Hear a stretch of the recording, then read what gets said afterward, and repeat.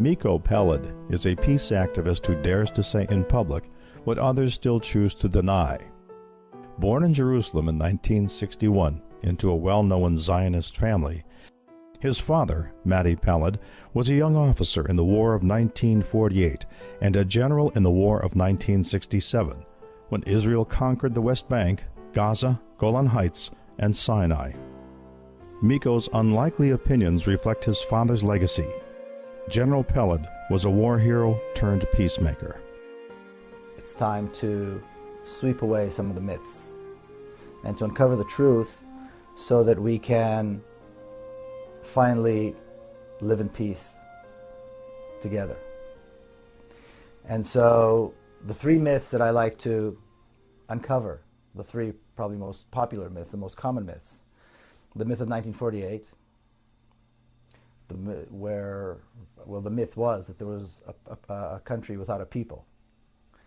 And then the myth of the existential threat of 1967. And then finally the myth of the Israeli democracy. Growing up, we were taught to believe that the Arabs had left Eretz Israel, partly on their own and partly at the directive of their so-called leaders, and that therefore taking their land and taking their homes was morally okay. It never occurred to us that even if they did leave willingly, we had no right to prohibit their return. But then Israeli historians had found that, just as Palestinians have been saying for decades, none of this was true.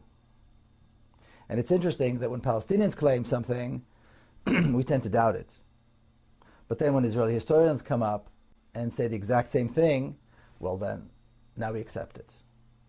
As though the Palestinian word is not good enough. And so Israeli historians had confirmed that Israel was created on the ruins of Palestine.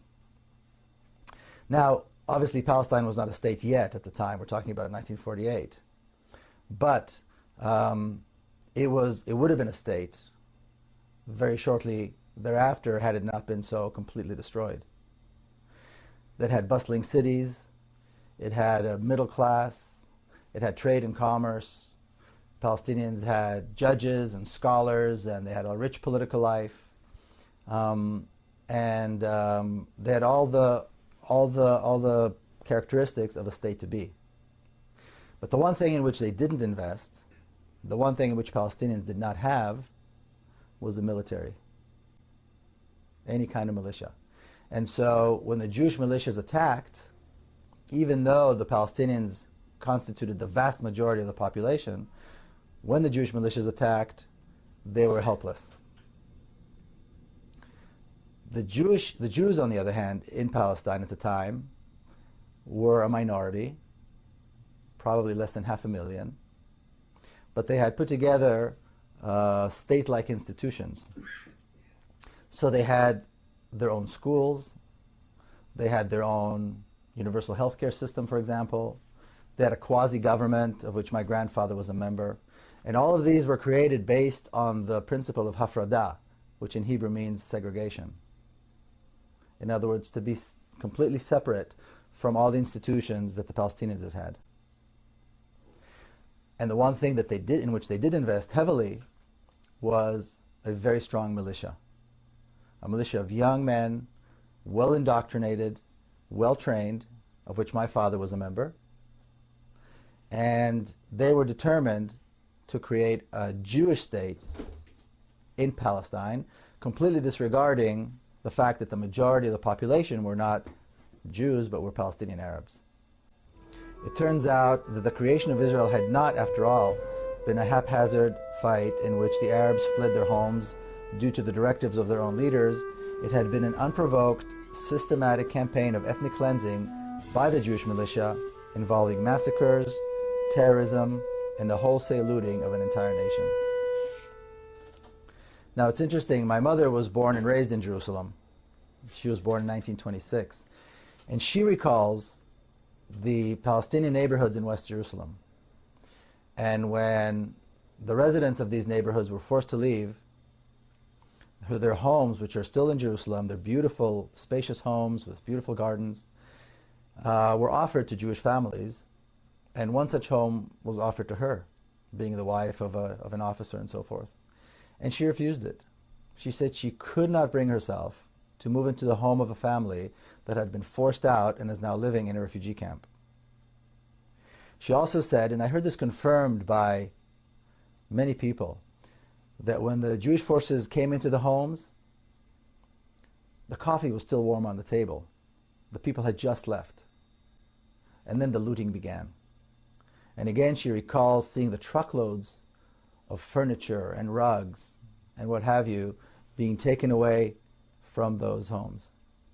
Another widely accepted Zionist myth is that in 1967, Israel faced an existential threat where the armies of 3 Arab countries were invading, and miraculously the Jewish forces were able to beat them all and conquer huge, huge, huge tracts of land. Now, setting aside for a moment the fact that countless books have been written in Hebrew and English and Arabic and other languages, and that documentaries have been filmed disproving this completely and showing that the purpose of the war was conquest.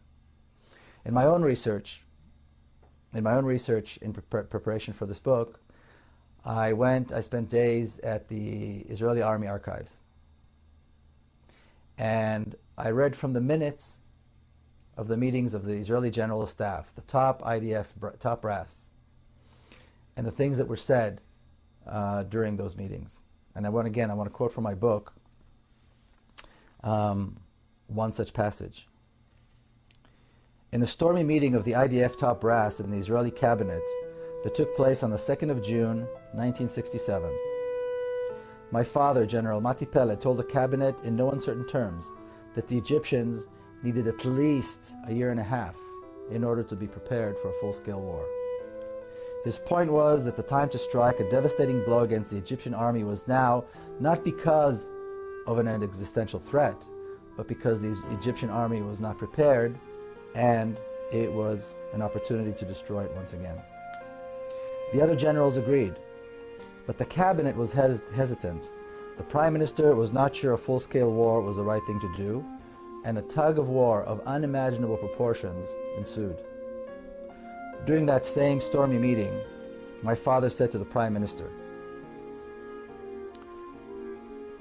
President Nasser, referring to Egyptian President Gamal Abdel Nasser, President Nasser is advancing an ill-prepared army because he's counting on the cabinet being hesitant. He's convinced that we will not strike. Your hesitation is working to his advantage. Later on, he accused the prime minister of insulting the army, this army that had never lost in battle, by not allowing the army to attack right now. So there was never any mention of an existential threat, just an opportunity to once again assert Israeli strength. In the end, the cabinet succumbed to the enormous pressure placed upon them by the general, and they decided on a preemptive strike that began on June the 5th, 1967. And again, I want to quote from my book. The surprise attack led to the total destruction of Egypt's air force, the decimation of the Egyptian army, and the reconquest of the Gaza Strip and the Sinai Peninsula in a matter of days. The Israeli army also knew that the Syrian army was in shambles and the Jordanians were no match for the IDF strength. After the campaign of Egypt went so smoothly, the generals turned their attention to the West Bank and the Golan Heights, two regions that Israel had coveted for many years. Both regions had strategic water resources and hills overlooking Israeli territory. And the West Bank contained the heartland of biblical Israel and the crown jewel, the old city of Jerusalem. In 6 days, it was all over. Arab casualties were estimated at 15,000. That's 15,000 dead in 6 days. Israeli casualties were 700. And the territory controlled by Israel had nearly tripled in size. Israel had in its possession not only the land and resources it had wanted for a long time, but also the largest stockpiles of Russian-made arms outside of Russia. Israel had once again asserted itself as a major regional power, or as the neighborhood bully.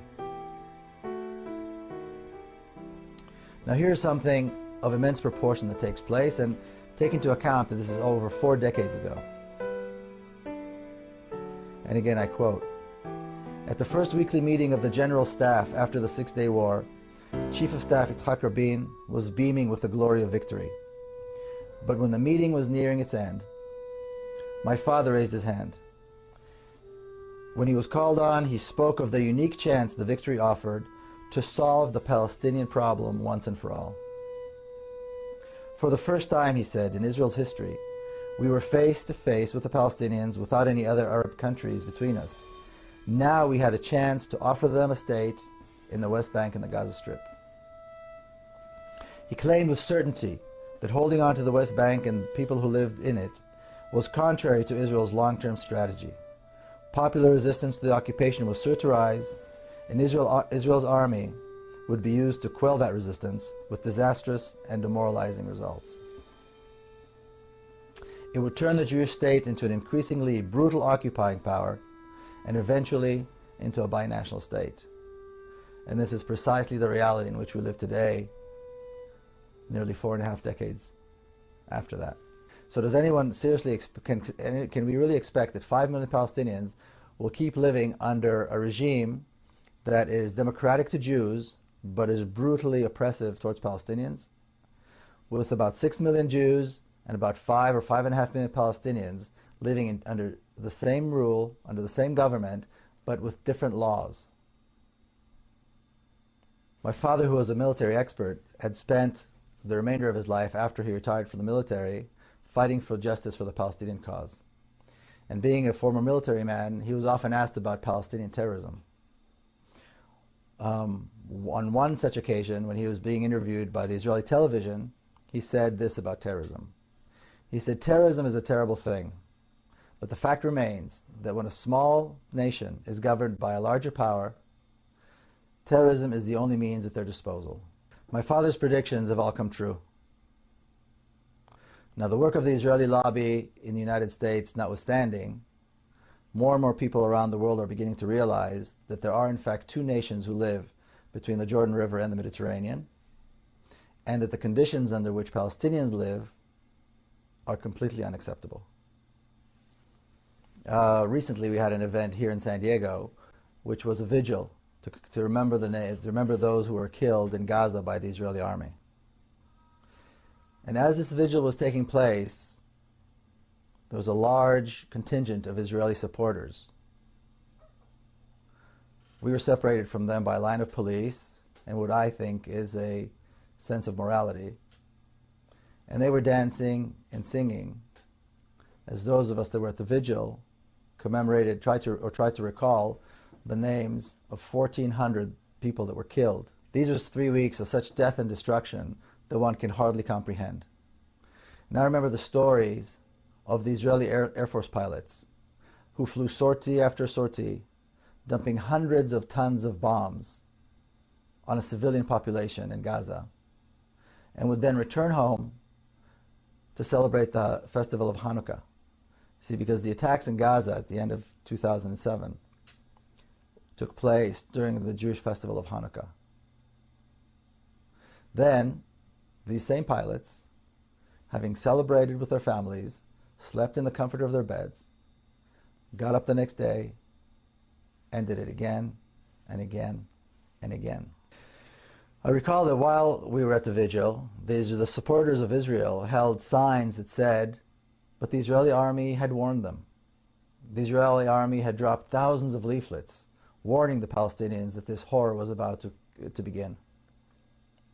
And I can only imagine the mother seeing these warnings, knowing that this horror was impending, but also knowing that there's nowhere to go. There's nowhere to run. There's nowhere to hide. There's nowhere to save her children from the bombs and from the fire, from the smoke and from the chemicals and from the phosphorus that consumes the flesh and won't be extinguished. Because Gaza is locked down. Gaza is under siege, a siege that was imposed by Israel on the people of Gaza. So for these young Israeli pilots, These young men who most Israelis and Israeli supporters around the world consider their finest.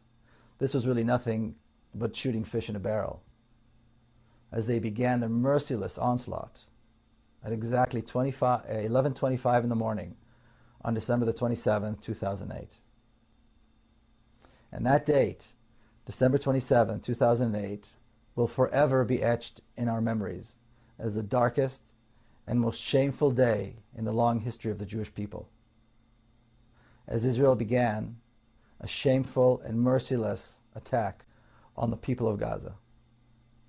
The attacks began at 11:25 in the morning, the precise time that the children of Gaza are on the streets. Between 11 and 11:30, children of Gaza are either on the way to school or on the way home from school, as that is the time that the two shifts of the school day change.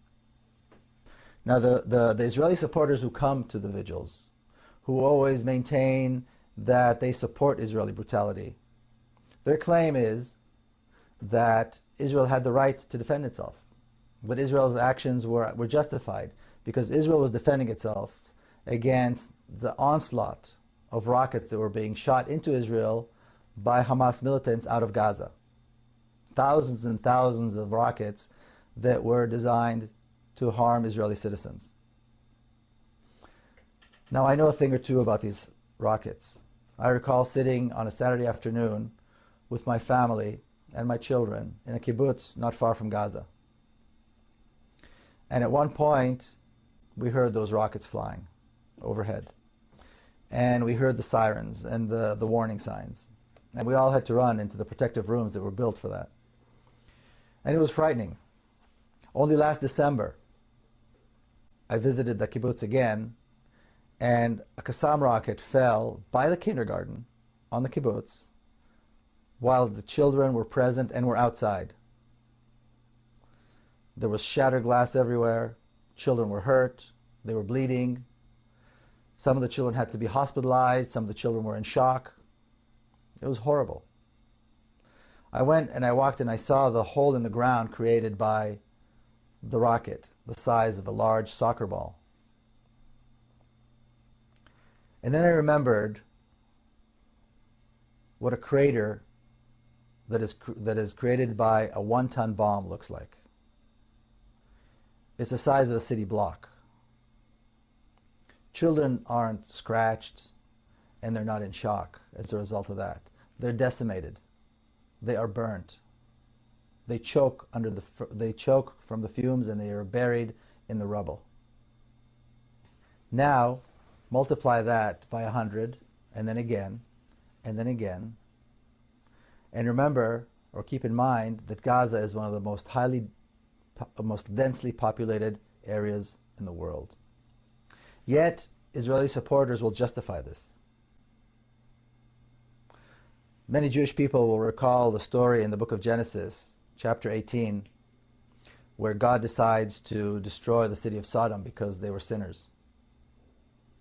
And the patriarch Abraham, the shared patriarch of Jews and Arabs, chastises God and says to him, "Wilt thou also destroy the righteous with the wicked? Perhaps there be 50 righteous in the city." You see, Abraham is chastising God. And God promises that if he finds 50 righteous people, he will spare the city. Well, in Israel, there is no Abraham today. And no Palestinians are righteous in the eyes of the Israelis. And as we know, the 800,000 children of Gaza were not spared this horror. You know, I'm often accused of being one-sided and of not mentioning Palestinian terrorism and the suffering that Israelis have to go through. So I'm going to touch on that right now. As my father said decades ago, when a larger power rules a smaller nation, some form of violent resistance is to be expected. And as for my own family's brush with terrorism, in our case, it drove all of us to engage with the Palestinians and to reach out. And the same thing happened to me personally. And again, I want to quote a passage from my book, The General's Son. Then, in the fall of 1997, disaster. My niece Madar was killed by Palestinian suicide bombers in Jerusalem. Several hours later, there we were, driving along the road to the cemetery. Police escorted our procession on motorcycles, making way for vans carrying the devastated family members of another Jewish casualty. As we got out of the van, someone approached and asked me to carry the small coffin. My heart felt far heavier than the heartbreakingly slight weight on my shoulders. Israelis and Palestinians, family members and friends, famous leaders and ordinary people, all came to give eulogies and to express their sorrow at this unspeakable loss. Smadar, my niece, was laid to rest near my father, her grandfather, in a small hilltop cemetery just outside Jerusalem. To this day, my sister Nurit cannot forgive herself for leaving her baby girl out alone in the cold, damp ground. But when my sister did come out to greet the mourners, the thousands who came to mourn, she did not ask for retaliation. She did not talk about revenge. The first words that came out of her mouth were these: no real mother would want the same horror to happen to another mother. And I quote again from the book. I stayed in Jerusalem for the week of the Shiva, the 7 days of mourning. It wasn't easy to return home and resume my routines after it was over. How do people do this? I kept thinking to myself. How do people keep on living as though nothing had happened? How many songs have been sung, poems read, and stories written about this feeling, the feeling one has when the unthinkable happens, yet the world doesn't end. It seemed impossible to carry on, but my mother always says that life was stronger than death, and so we went on. But something had changed. I knew I had to do something, and I knew that the right thing to do was to meet with Palestinians. And I did this right here in San Diego, and I was welcomed by the warm embrace of the local Palestinian community. The experience of meeting with Palestinians was comforting, it was liberating, and it was also heart-wrenchingly difficult. It was comforting to know that we're all very similar. And it was liberating to know that we don't have to be enemies. But it was heart-wrenchingly difficult to realize that I did not have full possession of the truth. And that is where I think Israeli supporters, mostly Jews, that's I think where most of them are. And I think it's time for Israeli Jews and American Jews to join what was very eloquently described by Clovis Maqsood as the constituency of conscience. You know, one can only imagine what white South Africans went through when they saw that apartheid was coming to an end. Clearly they wanted to hold on to their way of life, corrupt as it may have been. The whites in the southern states were probably trying to hold on as much as they could when they saw the end of legalized segregation and discrimination and racism come to an end in this country. We see this with leaders in the Middle East right now, holding on to the last minute, not wanting to give up their way of life and their control. And Zionists in Israel around the world are now doing the same, trying to hold on. We see brutal tyrants everywhere these days, from Libya to the Gulf states, do the same thing, holding on even as they fall one by one. Now Zionists and their supporters do the same, holding on to the notion that a racist regime can last, that injustice and horror can last, and that crimes against others who are different can go unpunished. But we are near the end. The Zionist dream of an ethnically homogeneous state was shattered by the Zionists themselves with their insatiable hunger for land. In their own hands, they created a binational state where almost half of the population are not Jewish or Israeli, but are Palestinian Arabs. True that they have no rights, it's true that they're not counted, but this will come to an end sooner than most people think. I think it's safe to say that the non-violent resistance movement in Palestine will prevail. We have Israelis and Palestinians hand in hand, marching every single week in Bil'in, in Ne'elin, in Nabi Saleh, in Bet Umar, in Masara, in Sheikh Jarrah, in Silwan, and in other places. They face the brutal force of the Israeli army every single week, but they're dedicated and they will prevail. And the dedication of these people is the reason that people like myself who believe in justice and democracy are optimistic. In Nabi Saleh, another beautiful spot in the West Bank where settlers have made their ugly mark, Israeli reservists, clumsy and armed to the teeth, are faced with the undaunted courage of mothers and their children who just want the settlers and the army out of their villages and out of their lives. It seems surprising that Israeli soldiers, young men and women who are raised on what is seemingly in a democratic society, are willing to enforce this brutal occupation, because they do it very willingly and they do it very brutally. But what we need to realize that the Zionist education system taught these young men and women that Palestinian life is worthless. So for those people who do want to associate themselves with Israel and with Zionism and drape themselves in the Zionist flag, the flag that has come to symbolize intolerance, hate, racism, and brutality, they can feel free to do so. But they need to know this, that when the trials begin and the tribunals take their place, and when the Truth and Reconciliation Commission begins its work, and they're finally shamed into admitting that they were wrong, they need to remember to go down on their knees and beg forgiveness from the people they so blatantly wrong. Because they need to realize that we will never forget them, and that their conscience will never allow them to forget that they supported the killing, they draped themselves in the flag, and they mocked the bereaved.